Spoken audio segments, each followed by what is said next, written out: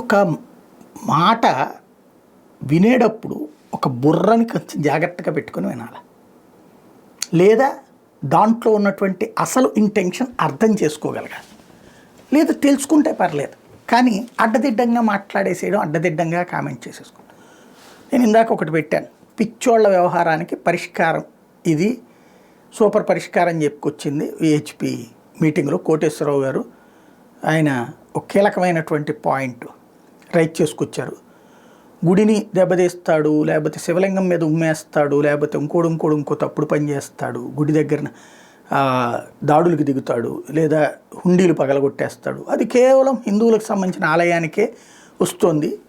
అదేమంటే పిచ్చోళ్ళు, మతి స్థిమితం లేనోళ్ళు ఈ టైప్లో చెప్పుకొస్తున్నారు. దీనికి ఒక పరిష్కారం ఏంటంటే హిందూ సమాజం జాగృతం అవ్వడం, ఒంటి మీదకి దేవుడు వచ్చాడని చెప్పి తిరగబట్టడం, అదే పరిష్కారం అన్నటువంటి విషయం చెప్పుకొచ్చారు ఆయన కోటేశ్వరరావు. దెబ్బకి దెబ్బ కాన్సెప్ట్ తీసుకొస్తున్నారు అన్నట్టు. ఇది నేను చెప్పింది ఏంటి, ఇక్కడ వాళ్ళు ఈ పాయింట్ రైజ్ చేశారు, ఇందులో నేను సమర్థించేది ఏంది నెంబర్ 1. రెండవది, ఒక హిందువుగా అయితే నాకు చాలా కోపంగా ఉంది.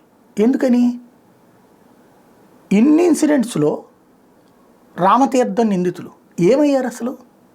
పోనీ ఈ ప్రభుత్వం వచ్చాక ఏమైనా పట్టుకునే ప్రయత్నం చేస్తుందా? ఎవరు తగలబెట్టే, ఎవరు ధ్వంసం చేశారు విగ్రహం ధ్వంసానికి సంబంధించినది? లేదు. రథదగ్ధం, దాని మీద దర్యాప్తులు ఏమైనా ఉన్నాయా? సిఐడీలకి ఎయ్యో దర్యాప్తు చేస్తున్నాం కదా. ఆనాడు విగ్రహాల మీద జరిగిన దాడులు, పిఠాపురంలో విగ్రహాల మీద దాడుల దగ్గర నుంచి, రథదగ్ధాల దగ్గర నుంచి, అక్కడ ఉన్నటువంటి స్వామివారికి సంబంధించినటువంటి శిరస్సుని ఖండించినటువంటి ఉదంతాలు కానీ, వీటన్నిట్లలో ఎందుకు దర్యాప్తుకి ఆదేశించట్లేదు? హిందూ సమాజం తెలుసుకోవాల్సిన పని లేదా? ఆ రోజున వాళ్ళు ఏం రైట్ చేశారు?